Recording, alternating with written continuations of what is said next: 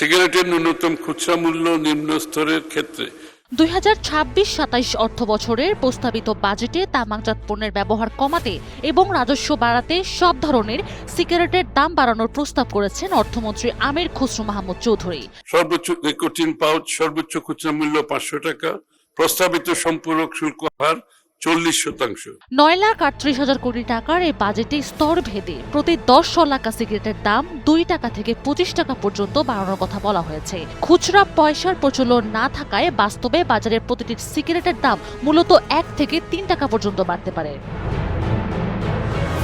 নতুন প্রস্তাব অনুযায়ী নেভি, রয়্যাল ও ডার্বির মতো নিম্ন স্তরের ব্র্যান্ডগুলোর 10 শলাকার দাম 60 টাকা থেকে বেড়ে 62 টাকা হচ্ছে, যার ফলে খুচরা বাজারে প্রতিটি সিগারেটের দাম 1 টাকা বেড়ে দাঁড়াবে 7 টাকায়।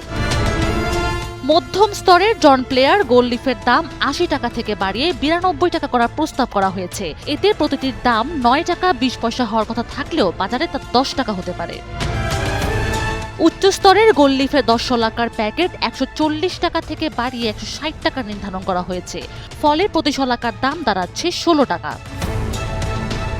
এছাড়া ব্যানসন অ্যান্ড হেজেসের মতো অতি উচ্চ স্তরের ব্র্যান্ডের 10 শলাকার দাম 125 টাকা থেকে বাড়িয়ে 210 টাকা করার প্রস্তাব করা হয়েছে, যার ফলে প্রতি শলাকা সিগারেটের দাম বেড়ে দাঁড়াবে 21 টাকায়।